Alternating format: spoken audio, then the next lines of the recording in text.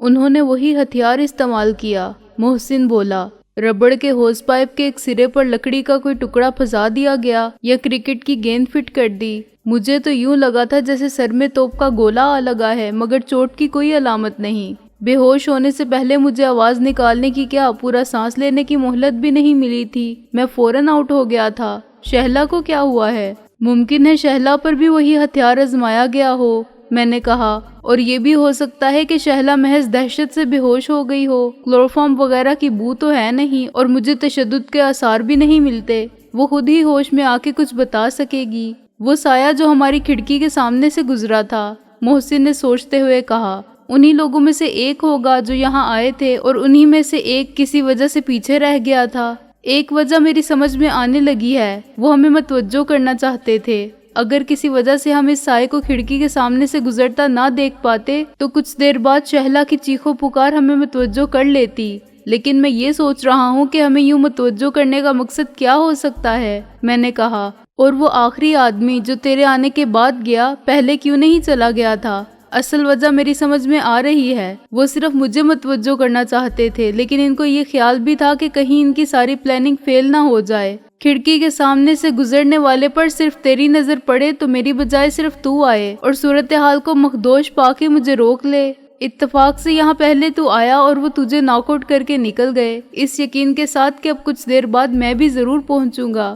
دیکھنا یہ ہے کہ وہ مجھ سے کیا چاہتے تھے۔ شہلا ہوش میں آ جائے تو شاید کچھ بتا سکے۔ محسن نے گھڑی دیکھی جس میں رات کا 1 بجا تھا۔ اچانک مجھے ایک اور خیال آیا۔ محسن، دوسرے کمرے میں وہ شہلا کی ماں کا بیڈ تھا، تو یہاں ٹھہر، میں دیکھتا ہوں۔ دوسرا کمرہ بالکل خالی تھا۔ 2 دیواروں کے سنگم پر لگا ہوا صاف ستھرا بستر دیکھ کے یہ اندازہ ضرور ہو جاتا تھا کہ کچھ دیر پہلے وہ بوڑھی مفلوج عورت اس پر موجود تھی جسے شہلا اپنی ماں سمجھتی تھی۔ اب اس کی جگہ شکن آلودہ سفید چادر پر ایک لفافہ رکھا ہوا تھا۔ میں نے اس لفافے کو یوں اٹھایا جیسے اس میں موت کی اطلاع کے سوا کچھ نہیں ہوگا۔ مجھے بتایا جائے گا کہ مسٹر سکندر بخت، جنگ ابھی جاری ہے۔ اس سے پہلے ایک محاذ پر تم اپنی حکمت عملی سے فائدہ اٹھانے میں کامیاب ہو گئے تھے، جیسے کوئی چالاک جنرل دشمن کی فوجوں کو آپس میں ہی لڑا دے، لیکن اب جنگ ایک نئے فیصلہ کن موڑ پر آ گئی ہے۔ صبح تمہیں اس عورت کی لاش مل جائے گی جس سے تمہارا براہ راست کوئی جذباتی تعلق نہیں۔ اب تمہیں اندازہ ہو جائے گا کہ ہم کتنے بڑے شکاری تھے۔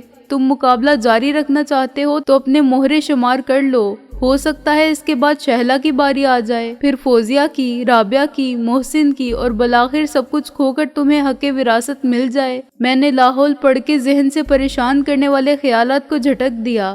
کیا یہ میری ذہنی شکست خوردگی کے آثار ہیں؟ ڈرتا ہوں آدمی سے کہ مردم گزیدہ ہوں، اور اب تو اپنے خیالوں سے ڈرنے لگا ہوں۔ مجھے پہلے اس لفافے کو کھول کر تو دیکھنا چاہیے۔ لفافہ بند نہیں تھا۔ میں نے اس کے اندر سے وہ کاغذ نکالا جو کسی کتاب یا رسالے میں سے پھاڑا گیا تھا، بلکہ نوٹس لیا گیا تھا۔ مطبوعہ عبارت کو کہیں کہیں سے انڈر لائن کر دیا گیا تھا۔ یہ جرم و سزا کی کوئی کہانی تھی اور خط کشیدہ جملوں کو ملا کر پڑھنے سے پیغام بالکل واضح ہو جاتا تھا۔ خط کشیدہ الفاظ اور جملوں سے یہ عبارت بنتی تھی: ہم کسی کو قتل کرنا نہیں چاہتے، تمہاری بیوی کو ہم ایک خاص مقصد کی خاطر لے جا رہے ہیں۔ اگر تمہیں اس کی زندگی عزیز ہے تو ہماری بات مان لو۔ پولیس کو اطلاع دی تو ہم تمہاری بیوی کی لاش پولیس ہیڈ کوارٹر کے دروازے پر ڈال جائیں گے۔ باہر نکل کے دائیں طرف چلنا شروع کر دو۔ تقریباً 1 فرلانگ کے فاصلے پر تمہیں سلیٹی رنگ کی ایک کار کھڑی ہوئی نظر آئے گی۔ کار میں کوئی بھی نہیں ہوگا۔ مزید ہدایت تمہیں کار کے ڈیش بورڈ پر رکھے ہوئے لفافے میں ملیں گی۔ ہم 1 گھنٹے تک تمہارا انتظار کریں گے۔ اس کے بعد تمہاری بیوی۔ آخری جملہ اس لیے نامکمل رہ گیا تھا کہ وہ اس صفحے کی عبارت کا آخری جملہ تھا۔ باقی جملہ اس سے اگلے صفحے پر مکمل ہوا ہوگا، لیکن اس سے کوئی فرق نہیں پڑتا تھا کیونکہ مطلب بہرحال واضح ہو جاتا تھا۔ ایک بچہ بھی تھوڑی سی عقل سے کام لے کر خالی جگہ کو پر کیجیے کا یہ سوال حل کر سکتا تھا۔ اس کے بعد تمہاری بیوی کو قتل کر دیا جائے گا۔ وہ میری بیوی کو اغوا کر کے نہیں لے گئے تھے، مگر تمہاری بیوی کی جگہ شہلا کی ماں کے الفاظ رکھنے سے عبارت بالکل حسب حال ہو جاتی تھی، یوں گویا کسی اغوا کنندہ نے پیغام اپنے ہاتھ سے لکھا ہو۔ یہ کیا لیے کھڑا ہے تو؟ محسن نے میرے پیچھے آ کے کہا اور میں نے وہ صفحہ اس کی طرف بڑھا دیا۔ اس نے بھی مطلب سمجھنے میں دیر نہیں لگائی۔ یہ بہت چالاک لوگ ہیں۔ وہ صفحے کو الٹ پلٹ کر دیکھتے ہوئے بولا، उन्होंने अपना हैंड राइटिंग तो क्या, टाइप के हरूफ का पैगाम भी नहीं छोड़ा। हालांकि हमारी पुलिस चश्मे बदूर टाइप राइटर के अल्फाज की साख्त और सूरत से ता क़यामत मालूम नहीं कर सकती कि ये किस टाइप राइटर की तहरीर है। स्कॉटलैंड यार्ड वाले तूने भी देखे हैं? मैंने कहा। वो तो इस सफ़े को भी रख लेते, फिर मालूम कर लेते, या कम से कम मालूम करने की कोशिश जरूर करते कि ये किस किताब या रिसाले का सफ़ा 96-97 है। असल किताब इन्हें ना मिलती तब भी वो दूसरे नुस्खे से कहानी जरूर ढूंढ लेते और फिर पूरी कहानी पढ़ के इसके प्लॉट पर भी गौर करते कि क्या इससे कोई सुराग मिलता है। लेकिन यहाँ तो ये मनवाना भी मुश्किल काम है कि ये सफ़ा वाकई बड़ी बी को अगवा करने वालों ने हमारे लिए छोड़ा है और ये लकीरें बेमकसद नहीं हैं और किसी बच्चे ने नहीं लगाई हैं। हरामखोर किस्म के लोगों के लिए यही बहाना बहुत है कि इसमें तो लिखा है हम तुम्हारी बीवी को एक खास मकसद के लिए ले जा रहे हैं। आप दोनों में से तो कोई शादीशुदा नहीं, चुनाचे ये सब बेमायनी बकवास है। ये समझाना मुश्किल है कि अबारत में शहला की माँ के अल्फाज वो कहाँ से डालते। सवाल ये है कि अब क्या करना है? मोहसिन ने कहा। करना वही है जो हमें कहा गया है। मैंने कहा, मैं जा रहा हूँ, शहला की माँ को वापस तो लाना ही है। ऐसे ही खाली हाथ? मोहसिन ने कहा। तो खुद कैसे वापस आएगा? मैं अभी ये कैसे बता सकता हूँ? मैंने कहा। मुसल्ला होकर जाने से भी कोई फायदा नहीं होगा। मैं पिस्तौल लेकर जाऊंगा तो वो तोप लिए मुंतजिर मिलेंगे और एक का मुकाबला करने के लिए दो जरूर होंगे। हमें रिजवी साहब को बता देना चाहिए, मोहसिन ने कहा। इंस्पेक्टर शेख को भी ये शिकायत थी कि हम कानून को अपने हाथ में लेकर नुकसान उठाते हैं। मैं ये खतरा मोल लेने के हक में नहीं, मैंने कहा। वो लोग यकीनन मुझसे कोई बात करना चाहते हैं, मुझे कत्ल करना नहीं चाहते और ये बात भी नई नहीं होगी। वो पुरानी बात मनवाने के लिए दबाव बढ़ाना चाहते हैं। मुझे मार देने से इनका मसला हल नहीं होता। ये इनको पहले भी मालूम था और हमने भी अच्छी तरह समझा दिया है। मेरी फिक्र मत कर, मैं देखता हूँ कि वो मुझे क्या धमकी देते हैं। मैं कोशिश करूँगा कि बड़ी बी को साथ लेकर जल्द से जल्द लौट आऊँ। अगर सिर्फ मेरे वादे से काम चल सकता तो मैं समझता कि ये कोई मसला नहीं, मैं झूठा वादा करके निकल आऊंगा। लेकिन मामलात इस हद तक आगे बढ़ चुके हैं कि कोई किसी पर एतबार नहीं कर सकता। उन्होंने कुछ और सोचा होगा जिसका अंदाजा मैं नहीं कर सकता। ये तो इनसे मिलकर ही मालूम होगा कि वो क्या चाहते हैं। अगर मुज़ाकरात कामयाब रहे तो मैं सुबह होने से पहले लौट आऊंगा, लेकिन मैं ना आऊँ तो जैसा तू मुनासिब समझे करना। अगर शहला खुद रिजवी साहब को बता दे कि रात को क्या हुआ था तो ये ज्यादा अच्छा होगा। फिर तू कह देना कि मैं सोकर उठा तो मुझे सिकंदर के पलंग पर ये सफ़ा पड़ा हुआ मिला और कह देना मेरा ख्याल है वो शहला की माँ की जान बचाने के लिए निकल गया। वो पूछेंगे कि इसने तुम्हें भी नहीं बताया, मोहसिन ने सोच कर कहा। इसका जवाब आसान है, मैंने कहा। तो ये कह सकता है कि शायद सिकंदर ने अमदन ऐसा नहीं किया, इस ख्याल से कि मैं इसे अकेला नहीं जाने दूंगा। बात यह है मोहसिन के इस मामले में मेरी छठी हिस्स मेरी रहनुमाई कर रही है। मुझे लगता है कि ताखीर हुई या हिदायत पर अमल ना किया गया तो इस बुढ़िया की जान जरूर जाएगी, जिसका हमारे मसाइल से दूर का भी ताल्लुक नहीं, जिसे कुछ मालूम ही नहीं। हम भी इतने ही बेहिस और बेजमीर होते तो खुद को कायल करने के लिए हमारे पास दलाइल की कमी नहीं। इस बुढ़िया से शहला का करीबी ताल्लुक तो है, लेकिन कोई गहरा जज्बाती रिश्ता नहीं है। तुझे याद होगा कि अदनान की मौत का इसे दुख जरूर हुआ था, मगर ऐसा शदीद सदमा नहीं जैसा इसे सगे भाई की मौत पर होता। बुढ़िया की मौत पर वो पागल नहीं हो जाएगी। हम इस धमकी को इस तरह भी नजरअंदाज कर सकते हैं कि वो आधी अधूरी बेमुसर्रफ और बेसहारा जिंदगी ना रही तो अच्छा ही होगा, जो दूसरों के असाब पर पीरे तस्मा पाकी सवार है, जिसके लिए अपना वजूद एक मुसलसल ज़हनी और जिस्मानी अजियत के सिवा कुछ नहीं। और इस तरह मर जाने से माँ पर जवान बेटे की मौत का राज अफशा नहीं होगा और हम इसकी नज़र में जलील नहीं होंगे कि हमने झूठ बोलकर इसे धोखे में रखा। इसको लंदन से मौसूल होने वाले बेवजूद खतूत सुनाते रहे, जबकि इसके बेटे का वजूद महज हड्डियों ने एक मदफून पिंजर के सिवा कुछ न था। और क्या मालूम जिस रोज भी हकीकत का इंकशाफ होता वो इसी रोज सदमे से मर जाती। मगर ये सब दलाइल गैर इंसानी हैं। अगर वो मफलूज होने के अलावा पागल होती या इसकी जिंदगी की चंद सांसें बाकी होती, तब भी मैं इसकी और अपनी जिंदगी को एक ही सतह पर अहमियत देता। तू शहला का ख्याल रखना, हो सकता है वो कोई ज्यादा कारआमद बात बता सके और इसे तसल्ली भी देना कि सब ठीक हो जाएगा। अगर सुबह तक मामला तय हो गए तो रिजवी साहब को कुछ मालूम ही नहीं होगा। मोहसिन को खामोश और अपने ख्यालात से नबर्द आजमा छोड़ के मैं बाहर निकल गया। साफ जाहिर था कि मेरे दलाइल ने उससे कायल तो कर लिया है, लेकिन जज्बात की दीवार को उबूर करना इसके लिए मुश्किल साबित हो रहा है।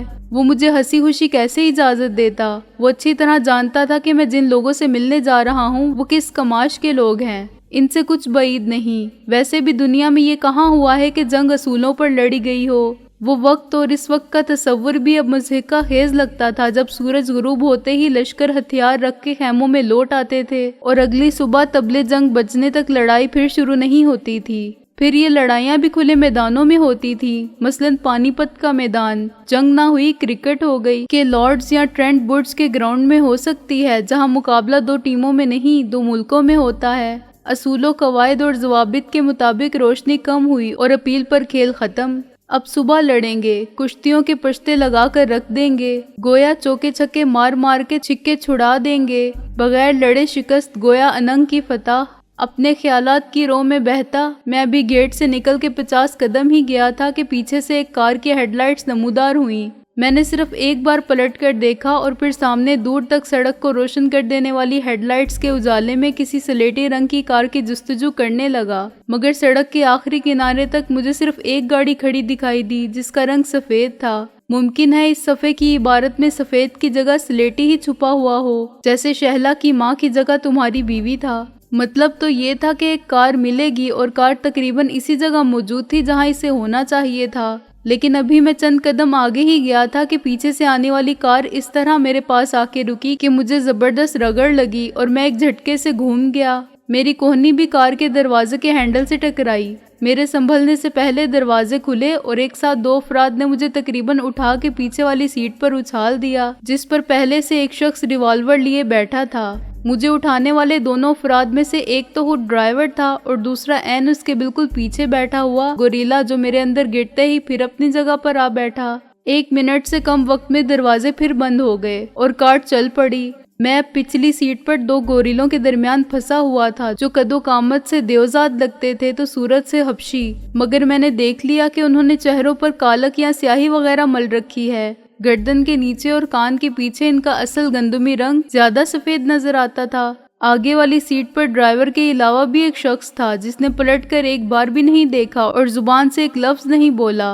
वो कुछ पस्ता कद था, भारी बदन का और इतवारो अंदाज से मगरूर नजर आने वाला। इसने मुफस्सिल हदायत पहले ही दे दी थी, चुनाचे कोई गड़बड़ नहीं हुई थी और मैं खामोशी से बरज़ा और रग़बत अगवा हो गया था। गाड़ी के शीशों पर अंदर स्याह पेंट कर दिया गया था। इस गाड़ी का रंग स्लेटी तो नहीं, नीला है। मैंने कुछ देर बाद कहा जब गाड़ी दाएं तरफ घूमी। और ये है तुम्हारी गाड़ी? ओपल रिकॉर्ड, लेफ्ट हैंड ड्राइवर, 67 के मॉडल। बहुत अच्छी गाड़ी है। किसी ने मेरी बात का जवाब नहीं दिया। ड्राइवर के साथ वो मेरे दाएं बाएं काले मल के बैठने वाले तीनों अफराद ने एक जैसे स्याह लिबास भी पहन रखे थे और वो कदो कामत में भी एक दूसरे से कम ना थे। लेकिन एक बात मैंने फौरन नोट कर ली, ड्राइवर के काले कानों में सुनहरी मुंदरियां नजर आ रही थी। इसके विंड स्क्रीन पर ये लकीर कैसी है? मैंने कहा। गालबन शीशे में बाल पड़ गया है, मार दिया होगा किसी ने 2 औंस पत्थर और खर्चा पड़ गया 2000 का। मेरा ख्याल है मैं दोबारा इसको देखूंगा तो पहचान लूंगा।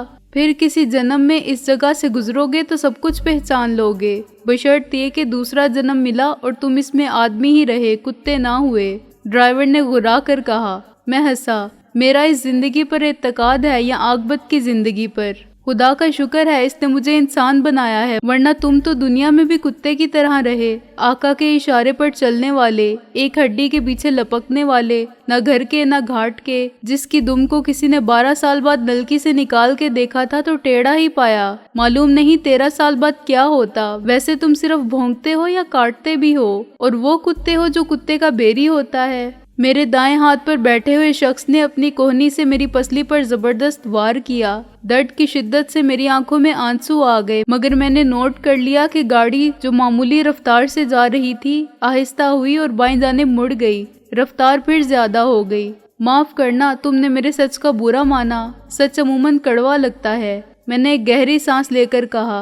अपनी बातों से मैं 2 मकासद हासिल करना चाहता था। एक तो मैं इनको बताना चाहता था कि मैं बिल्कुल खौफजदा नहीं हूँ। दूसरा, मैं इनको मुश्तिल करना चाहता था कि वो रास्ते में कुछ ना करने और कुछ ना कहने की हदायत को भूलकर जरा भी गाफिल हों तो मैं मौके से फायदा उठा लूं। लेकिन आगे बैठे हुए दूसरे शख्स ने सबको मना किया, जिसके बाद वो सब फिर मुहतात हो गए। तुम तीनों एक साथ पैदा हुए थे क्या? मैंने कहा। रंग रूप नाक नक्श सब एक है, या किसी थिएटर में जोकर का रोल करते हो तीनों? इस वक्त तो खैर मुश्किल है, लेकिन कभी ना कभी मैं तुम तीनों को एक साथ दंगल लड़ने की दावत जरूर दूंगा।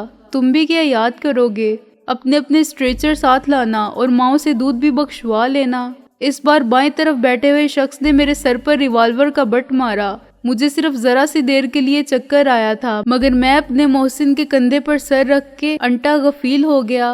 कार रुक गई क्योंकि मैंने एक जबरदस्त कराह भी बुलंद की थी। उल्लू के पट्टे, आगे बैठे हुए शख्स ने कहा। मैंने क्या समझाया था तुझे? अरे उस्ताद, साला बोलता जा रहा था और अपनी माँ का नाम कैसे लिया इसने? मुझे नॉकआउट करने वाले ने कहा। मैं कब तक ये बकबक बर्दाश्त करता? हमको इसने कुत्ता कहा और ये समझा कि हम चूहे हैं। अगर इसे रास्ते में ही होश न आया तो मंजिल पर पहुंचने के बाद तुम्हारी कुव्वत बर्दाश्त का इम्तिहान मैं खुद लूंगा। वो बोला। अरे उस्ताद माफ कर दो, बेवकूफ है, ड्राइवर ने लजाजत से कहा। पहली बार ऐसे मिशन में शामिल हुआ है। तुमने मुझे यकीन दिलाया था कि सब पुराने आदमी हैं और काबिले इत्तेमाद हैं। वैसे तो बड़े बड़े काम कर चुका है, मगर इस काम की नोयत जरा और है ना, मुंदरी वाले ने कहा। तुम इसको नहीं जानते, ये हर एक की आवाज पहचान लेगा। उस्ताद का गुस्सा कुछ कम हुआ। मैंने इसीलिए समझा दिया था कि कोई भी कुछ ना बोले। तुम्हारा काम सिर्फ इसको उठाना था, मगर तुमने मुझे भी बोलने पर मजबूर कर दिया। हम में से कोई भी असल आवाज में बात नहीं कर रहा है उस्ताद, इस शख्स ने कहा जो अब तक खामोश था और जिसने मेरी पसलियों में खामोशी से कोहनी मारी थी। हर शख्स को अपनी तरह अक्ल से पैदल मत समझो, उस्ताद ने बरहमी से कहा। ताड़ने वाले 7 पर्दों में ताड़ लेते हैं और ये कोई मामूली आदमी नहीं है। अक्ल के एतबार से तुम जैसे दस्त को ये करोड़ों के मोल बेच आए। चलो अब गाड़ी चलाओ। दुश्मन के मुंह से अपनी तारीफ सुन के मुझे थोड़ी सी खुशी हुई, मगर इस वक्त एहसासे मुसरत पर दूसरे ख्यालात गालिब थे। मैं वाकई कोशिश कर रहा था कि असल आवाज को पहचान सकूं। मुंदरी वाले के बारे में मुझे कोई शक नहीं था। हैरत मुझे इसकी अक्ल पर थी। मैंने इसे बहुत अरसे बाद देखा था, मगर मुंदरियों के बायस इसे फौरन शिनाख्त कर लिया था। आखिर वो इन मुंदरियों को उतार क्यों नहीं देता जो हर जगह इसके ट्रेडमार्क की तरह नजर आ जाती हैं? इसने रूपोश रहना कबूल किया और इतने अरसे बाद सामने आया भी तो अपनी जाहिरी सूरत को बदल के, लेकिन मुंदरियां इसने फिर भी नहीं उतारी। इस हमाकत के 2 ही असबाब हो सकते थे। एक ये कि वो मुंदरियां इसे बहुत अजीज थीं और कोई जज्बाती वजह ऐसी थी कि इनसे जुदा होना इसके लिए मुमकिन ना था। दूसरा ये कि कान काटे बगैर मुंदरियां उतारी ही नहीं जा सकती थी, मगर पहली वजह ज्यादा काबिले कबूल थी। शायद मुंदरियां इसकी माँ ने कोई मन्नत मान के पहनाई हो और मरते वक्त इसे बता दिया हो कि इन्हें कभी ना उतारे, वरना फलां दरवेश बाबा के इल्मे गैब के मुताबिक वो किसी सख्त मुश्किल में गिरफ्तार हो जाएगा या इसकी जिंदगी खतरे में पड़ जाएगी। उस्ताद की आवाज़ पर मुझे दिलावर की आवाज़ का शुबा होता था। वो बड़ा अच्छा अदाकार और सदाकार था। इसने अपने कमाले फन के कई नमूने पेश किए थे। मुझसे पहली मुलाकात में इसका लबो लहजा बिल्कुल मुख्तलिफ था। साया बनकर मुझसे बात करते वक्त इसका अंदाज़े गुफ्तगू कुछ और था और एक तय खाने में माइक्रोफोन के जरिए बात करते हुए और अस्पताल में डॉक्टरों के सामने गोरकन की हलाकत के मामले पर अपनी बेगुनाही साबित करते हुए हर जगह वो एक मुख्तलिफ आदमी था। बेशक इसकी असल आवाज़ भी मैंने सुनी थी, लेकिन इस वक्त मैं 100% यकीन के साथ नहीं कह सकता था कि वो दिलावर ही है। सिर्फ इसके कदो कामत से ये अंदाज़ा मुमकिन था, वरना अभी तक इसने मुझे अपना चेहरा ही नहीं दिखाया था। मैं बेहोश बना एक आंख की दुर्स को थोड़ा सा खोले पड़ा था और अगर वो एक बार भी पलट कर देखता तो अंधेरे के बावजूद मैं इसे पहचान लेता, मगर इसने पीछे वालों को भी पीछे देखे बगैर झाड़ पिलाई थी। एक वजह आगे की दोनों सीटों पर लगे हुए हेडरेस्ट थे, जिनकी वजह से सीटों की बैक दोनों आगे बैठने वालों के सर से भी ऊंची हो गई थी। दूसरे मोड़ के बाद मैं समझ गया था कि गाड़ी अब माल रोड पर छावनी की तरफ जा रही है और मेरा ख्याल था कि इस सिमत में हमारी मंजिल डिसिल्वा का घर ही होगा, लेकिन गाड़ी ने एक मोड़ और काटा। अगरचे मैं बाहर कुछ नहीं देख सकता था, लेकिन मैंने अंदाजे की बुनियाद पर फर्ज कर लिया कि अब हम सदर बाजार जाने वाली सड़क पर से गुजर रहे हैं। 10 मिनट बाद कार बाएं जानिब दौड़ने लगी तो मैंने तस्वुर में वो सड़क देखी जो धर्मपुरे के सामने से गुजर के घड़ी शाहू की तरफ जाती है, यानी इलामा इकबाल रोड, जो पहले मियो रोड कहलाती थी। कार को मुसलसल 2 झटके लगे तो मुझे अपने अंदाजे के दुरुस्त होने का यकीन आया। कार के पहियों ने सदर की रेलवे क्रॉसिंग पार की थी और झटके दोनों लाइनों पर गाड़ी के उछलने से आए थे। रेलवे लाइन के आसपास की टूटी फूटी सड़कों में लाइनों के साथ साथ नालियां सी बनी हुई थी और रेलवे लाइन सड़क की सतह के बराबर नहीं रही थी। हम एक बहुत लंबा चक्कर काट के तकरीबन इसी जगह पहुंच रहे थे जहां से रवाना हुए थे। मजीद 5 मिनट के बाद मैंने नहर के पुल के नीचे पानी की रवानी का शोर सुना तो मुझे कोई शुबा नहीं रहा। اگر وہ چاہتے تو روانہ ہوتے ہی دائیں طرف مڑنے کی بجائے بائیں طرف مڑ جاتے اور جہاں وہ آدھے گھنٹے میں پہنچے تھے وہاں 3 منٹ میں پہنچ جاتے، لیکن وہ ڈرتے تھے کہ اس طرح میں سمت اور فاصلے کا اندازہ کر لوں گا۔ اتنے لمبے راستے سے گھوم کر آنے اور اتنے موڑ کاٹنے کا مقصد مجھے کنفیوز کرنے کے سوا کچھ نہ تھا، لیکن انہیں ابھی تک اپنے مقصد میں کامیابی نہیں ہوئی تھی۔ نہر کا پل عبور کرتے ہی کار سیدھے ہاتھ پر گھوم گئی اور نہر کے ساتھ ساتھ خالی سڑک پر دوڑتی رہی۔ اب اگرچہ نہر کے پانی کے خاموشی سے بہنے کی آواز نہیں آ رہی تھی، لیکن میں نہر کے پانی کی، کنارے کی مٹی کی، سبزے کی اور نم آلودہ ہوا کی خوشبو سونگھ رہا تھا جو کار کے اگلے شیشوں کے کھل جانے سے اندر تک پہنچ رہی تھی۔ مجھے بے ہوش دیکھ کر انہوں نے آگے والی کھڑکیوں کے شیشے اتار دیے تھے تاکہ گھٹن کچھ کم ہو۔ ایک پل اور آیا اور اس کے بعد گاڑی نے دائیں طرف کا رخ کر لیا جو میرے خیال کے مطابق باغبان پورے والی سڑک تھی، اور ہم اب شالیمار باغ کی طرف جا رہے تھے۔ بالآخر کار رک گئی اور میرے دونوں جانب مکین محافظوں نے مجھے باہر نکل کے اندر پہنچانے کا کام شروع کیا۔ چنانچہ ان کے یقین کے مطابق میں ابھی تک ہوش میں نہیں آیا تھا، اس لیے میرے سر پر ریوالور کا دستہ مارنے کی غلطی کرنے والا یقیناً متفکر ہوگا کہ نہ جانے اب اسے قوت برداشت کا کیا امتحان دینا پڑے گا۔ اگر شہلا کی ماں کا خیال نہ ہوتا تو میں اس موقع سے پورا فائدہ اٹھا سکتا تھا۔ مندری والے ڈرائیور نے اترتے ہی ریوالور نکال لیا تھا تاکہ میری منتقلی کے آپریشن میں کوئی گڑبڑ نہ ہو۔ اس کے ساتھ بیٹھا ہوا سب کا استاد اترتے ہی اندر چلا گیا تھا، چنانچہ میں چاہتا تو اس شخص کو شکست دے سکتا تھا جو مجھے لاش کی طرح اٹھا کے لے جا رہا تھا۔ دوسرے کے ایک لات رسید کرتا تو اس کی گردن ٹوٹ جاتی۔ وہ میری لات کی رسائی میں بھی تھا، اور اس سے پہلے کہ مندری والا سنبھلتا میں سواری کے لیے استعمال ہونے والے حیوان ناطق کو اس کے اوپر پھینک دیتا۔ گولی لگتی بھی تو اسی کو جس پر میں سوار تھا۔ شاید ریوالور بھی میرے ہاتھ لگ جاتا، مگر اس کے بعد کیا ہوتا یہ میں یقین کے ساتھ نہیں کہہ سکتا تھا۔ اندر سے گولیوں کی آواز سن کے کتنے شکاری نکل آتے، کسے شکار کرتے اور کسے معاف کرتے، اور شہلا کی ماں سمیت بھاگ جاتے یا اس کی لاش چھوڑ جاتے کہ مجھے بہادر بننے کی بے وقوفی کرنے پر عبرت آمیز سبق دیا جائے۔ عمارت کو میں نے پہچان لیا تھا، یہ وہی کوٹھی تھی جو نواب کے ڈبل رول کرنے والے خسرو جمشید نے میری معرفت رابعہ کو فروخت کی تھی، مجبوراً، ورنہ اس کے نیچے گولہ بارود تو انہوں نے بطور خاص اس لیے بچھایا تھا کہ مجھے اور لواحقین کو ایک ہی دفعہ میں ایک ساتھ ہی ملک عدم کر دیا جائے۔ اب وصیت ناموں کے ایک سلسلے نے میری وفات سے حاصل ہونے والے فوائد کو عملاً صفر کر دیا تھا، چنانچہ وہ مجھے زندہ رکھنے پر مجبور تھے اور زیادہ سے زیادہ یہی کر سکتے تھے کہ مجھ پر دباؤ ڈال کے مجھے اپنے مطالبات کے سامنے سرخم کرنے پر مجبور کر دیں۔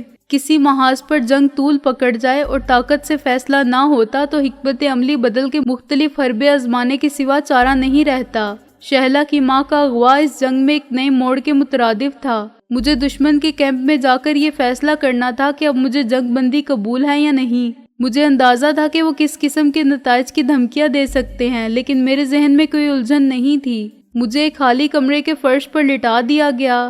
فرش وائٹ سیمنٹ میں سرخ و سیاہ پتھروں کے موزیک کا ایک نمونہ تھا، مگر اس پر اتنی گرد تھی کہ اصل ڈیزائن کے نقوش نظر ہی نہیں آتے تھے۔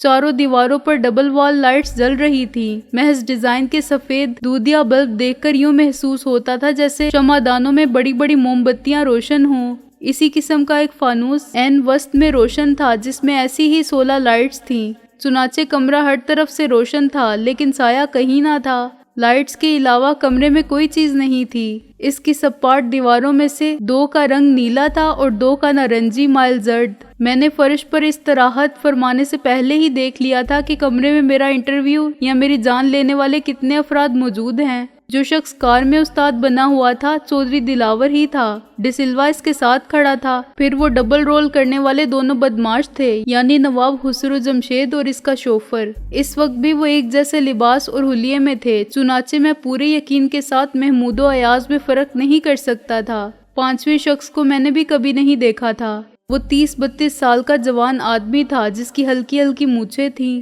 وہ قمیض پتلون پہنے ہوئے تھا اور صورت سے مہذب، تعلیم یافتہ اور معزز نظر آتا تھا۔ ان سب کے سامنے 3 آدمی منہ پر سیاہی ملے بالکل بھوت نظر آتے تھے۔ کیا ہوا ہے اسے؟ 5ویں شخص نے مجھ پر نگاہ ڈال کے کہا۔ ساتھ والے کمرے میں سے گٹرگو کی آواز بھی آئی۔ اس پاگل کے بچے نے یہ ثابت کیا تھا کہ یہ چوہا نہیں ہے۔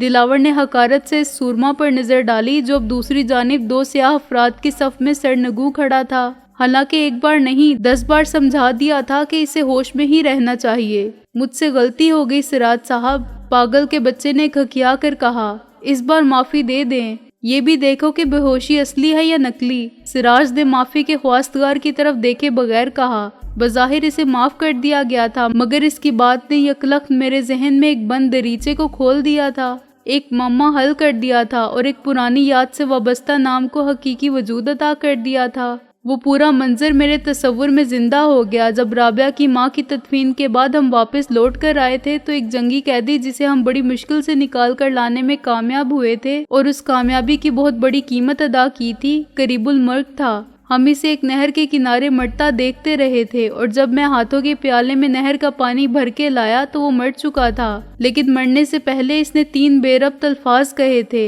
एक लफ्ज का मतलब राजगढ़ हो सकता था, दूसरा लफ्ज करामत था जिसके मायने अभी तक वाज़िया ना थे, मगर तीसरा लफ्ज सिराज था। अब शुबे की कोई गुंजाइश ना रही थी कि इसने सिराब भी नहीं कहा था और सिरोज भी नहीं। इसने हमें सिराज नाम के इस शख्स के बारे में कुछ बताने की कोशिश की थी, मगर फरिश्ता अजल ने इसकी रूह पहले कब्ज कर ली।